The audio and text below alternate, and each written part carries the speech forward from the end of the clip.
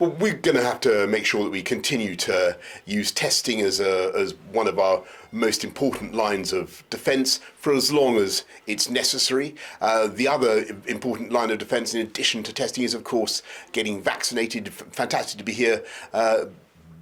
Boots, looking at people queuing to get vaccinated. Just talk to somebody who was getting vaccinated for the first time. That's really important. Still people coming forward for the first time to get vaccinated. The boosters are going well. We've now done 36 million boosters, 90% of people over 50.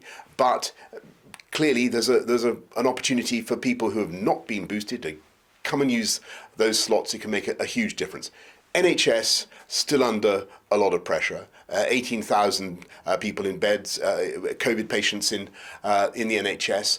Absolutely vital that we look after our health and look after the NHS and get boosted. I think that we'll use them as long as they're very important. And there's a similar argument to be had about the quarantine period, whether to come down from 7 days to 5 days. The thing to do is to look at the science. Yes, of course. About reducing that isolation period. We're looking at that, and we will we'll act according to the science as we always have.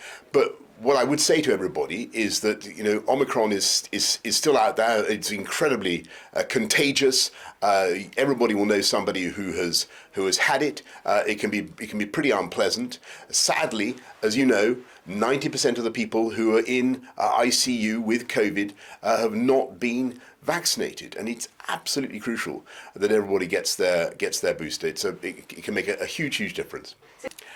We've got to make sure that we see off Omicron. We're making great progress. The number of people who have been boosted, as I say, is 36 million. 90% of over 50s have been done, but there are still millions who need to do it. Loads of people who've had 2 jabs but haven't yet come forward for their boost. And I say to everybody, join the movement, build it. Everybody's coming forward to it. I've just seen the queues this morning.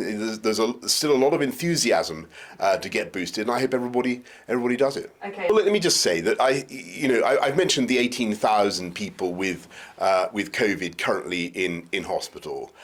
That's, as you know, as everybody, as the country knows, that's massively up, and the numbers are increasing.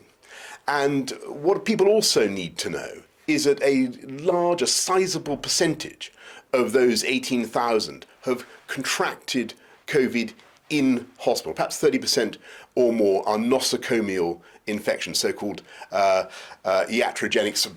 They come in, you're getting infected in hospital.